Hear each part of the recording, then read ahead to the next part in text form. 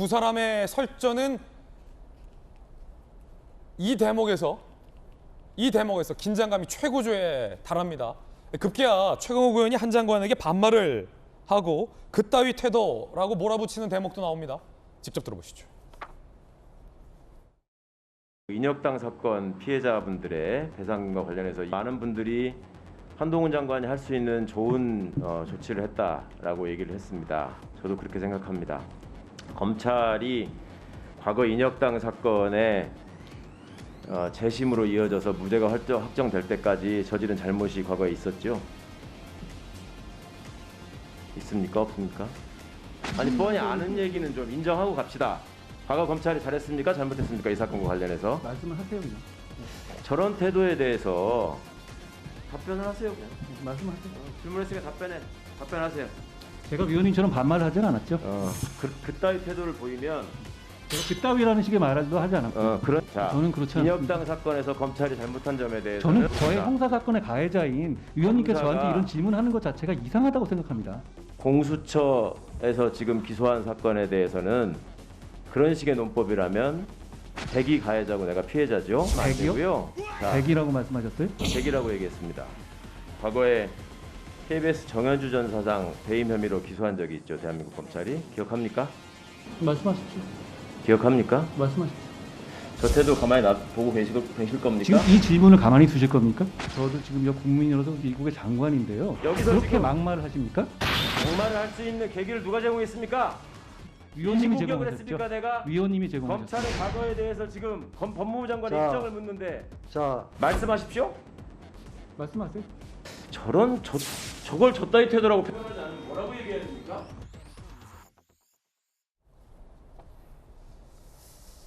답변에 그따위 태도 대기 가해자다 라는 발언들이 지금 논란인 겁니다. 전재수 의원님, 예.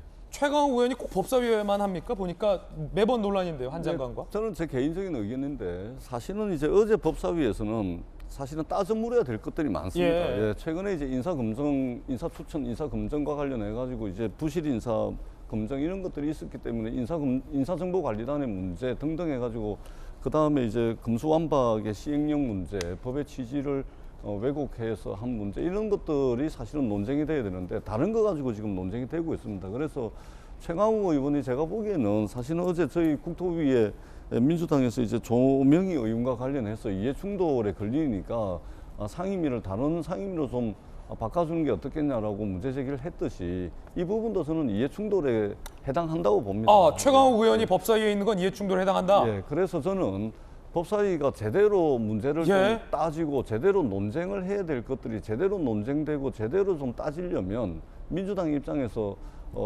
비논쟁적인 걸 가지고 자꾸 논쟁을 하는 이런 상황을 막기 위해서라도 다른 상임위로 좀 보직을 바꾸는 것이 좋지 않을까라는 이제 개인적인 생각이 있습니다. 이해충돌에 저는 해당한다고 보고. 자, 전재수 의원님 지금 굉장히 중요한 대목을 말씀하셔서 전재수 의원의 돌직구인데 지금 법사위 민주당 간사와 민주당 지도부에서는 아직 최강욱 의원이 이해충돌에 해당하지 않는다라는 입장을 지금 보이고 있기 때문에 민주당의 이제 법사위 간사나 이제 민주당 지도부 입장과는 지금 전재수 의원님의 발언이 달라서 향후에 굉장히 좀 이슈가 될 것 같은데 이해충돌에 된다고 보십니까? 법사위 원내 지도부가 이 최강욱 의원 법사위에 배치한 것을 어떤 걸 가지고 이제 이해충돌에 해당하지 않는다라고 판단을 했는지는 모르겠지만 제가 볼 때는 법사위가 제대로 따져야 될 문제들이 지금 많이 있습니다. 그러려면 최강욱 의원의 이해충돌 문제가 지금 법사위가 열릴 때마다 여당 의원들에 의해서 문제 제기가 되고 그리고 그것이 논쟁이 되고 그것이 뉴스가 되면서 실제 법사위에서 다뤄야 될 문제가 뒷전으로 지금 넘어가고 있습니다. 그렇기 때문에 재판을 받고 있다면 이해충돌에 걸리죠. 재판을 받고 있으면 이해충돌에 걸리는 거 아니겠습니까? 그래서 다른 상임위로 좀 배치를 해서 법사위가 제대로 다뤄야 될 문제를 중심으로 좀 다루는 게 맞겠다라는 생각이 들고요. 또 한 가지만 더 말씀을 드리면 조금 전에 우리가 화면을 통해서 보셨지만 일국의 장관이라고 이제 그 한동훈 장관이 말씀을 하십니다. 존중받아야 되죠. 그러나 국회에서 국회의원들이 장관을 대상으로 이야기하는 것은 주권자 국민들이 선거를 통해서 선출을 한 사람입니다.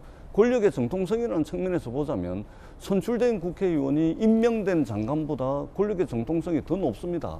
더 우위에 있는 것이죠. 그렇기 때문에 법무부를 국회가 감시 감독하고 법무부가 국회의 피감기관이 되는 거거든요. 그런데 저런 식으로 말하자면 말싸움에서 반드시 이겨야 되겠다 저런 식으로 하는 것은 어떻게 보면 논리적으로 보자면 선거를 통해서 선출한 주권자 국민들에 대한 예의에 좀 어긋나는 것이 아닌가 저는 그렇게 생각을 합니다. 설사 해야 될 이야기가 있더라도 저는 절제되고 임명된 장관으로서 일국의 장관이기 때문에 이것이 아니고 임명된 장관으로서 선출된 권력에 대해서 일정하게 좀 절제된 표현이 필요하지 않을까 저는 그렇게 생각합니다. 민주당 전재수 의원의 돌직구 발언이 나왔습니다.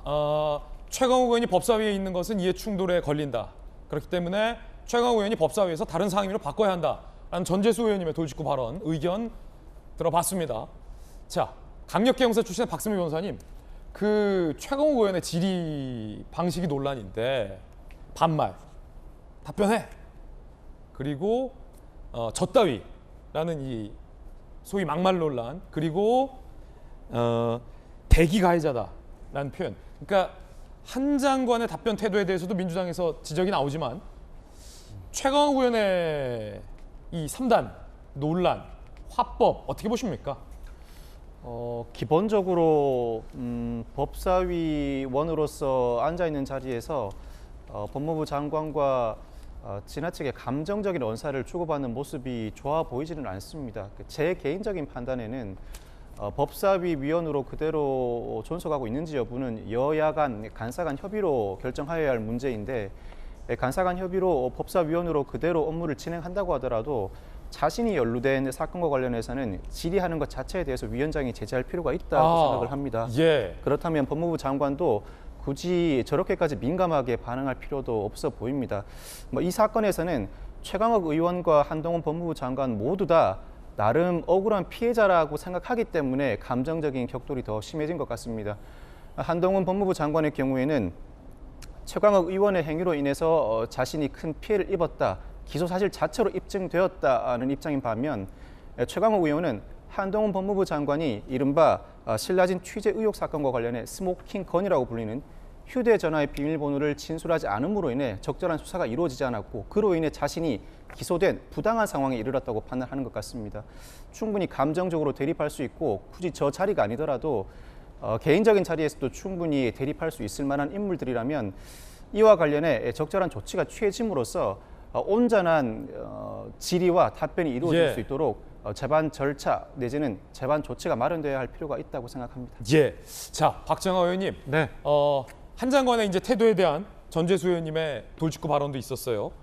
그런데 이제 저도 취재 기자를 한 13년 가까이 하면서 제일 이제 꼴불견인 게 국회의원이 피감기관장을 앉혀두고 소위 이제 갑질을 하는 것. 이게 사실은 여야를 떠나서 좀 꼴불견이었어요. 근데 그럴 때도 반말을 하거나 아니면 졌다위 이런 표현은 굉장히 좀 이례적인 장면인데 지금 그게 3권에 다 나왔단 말이죠. 어떻게 보십니까? 앞서 제가 사실은 지난 정부 쭉 오면서 우리 5년간 내로남불에 대한 피로도 말씀드렸는데, 이 건에 대해서는 제가 선출된 권력에 대한 방종이라고 할까요? 이런 건에 대해서 좀 우리 사회가 한번 화두를 던져보고 싶어요. 그러니까 지난번 보면은 마치 임명된 공직자들한테 막 하면 돼도 그냥 시키는 대로 해라라는 전 정부 정치인들의 발언들이 제법 있었거든요. 저는 이 건도 마찬가지라고 봅니다. 그러니까 선출된 권력이 어디까지 이 방종을 해도 되는 건가? 우리 사회가 어디까지 인정을 해줘야 되는 건가?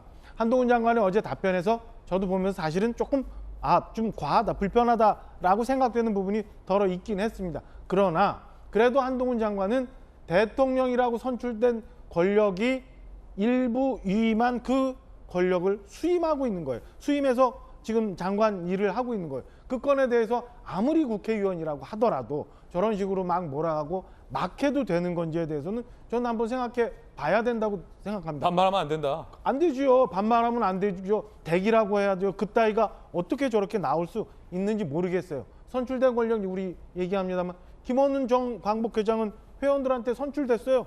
윤미향 의원도 국민들로부터 선출됐어요. 그럼 지금도 국민들이 그렇게 그걸 인정해주고 있는 건가요? 저는 그 부분에 대해서 한번 깊이 고민해 볼 필요 있다라고 생각하고요. 예. 앞서 이해충돌 문제도 그렇지만 최강욱 의원의 태도는 제가 같은 의원으로서 보기에도 부끄러울 정도였습니다. 박정아 의원의 돌직구 발언. 최강욱 의원은 같은 의원으로 보기에 부끄러울 정도다. 오늘 여야에서 돌직구 발언들이 많이 나오고 있습니다. 그런가 하면 어제 법사위에서 김남국 의원과 한동훈 장관이 충돌했습니다. 들어보시죠. 그 이원석 검찰총장 후보자 2016년에 수사 중인 법관 비리 정보를 법원 행정처에 전달했다라고 하는 내용 수사상 기밀을 유출한 것 아닙니까? 감사 담당관한테 이런 상황이 있으니까 그쪽에 연락 왔을 때 이런 부분에 대해 그런 감사라든가 대변이 어디 있습니까? 감사라 들으세요. 감사라든가 감찰에 또 장관님, 전달하는 것이 뭐가 들으세요가 문제입니까? 아니라 잠깐 멈추세요. 내 얘기를 맡고 이상으로 계시잖아요. 이야기하는 아니 제가 설명드리겠다고 하지 않습니까? 제가 말을 안 하겠다는 문제지만 제가 장관님 그냥 충분히 설명 들었으니까 됐고요. 아니 제가 설명 안 했는데 들었다고 말씀하시면 예, 어떡해요? 들었습니다. 괜찮습니다. 네. 저는 반도 안 했는데 괜찮아요? 예, 충분히 들었습니다. 예. 김남국 의원과의 설전이었고요.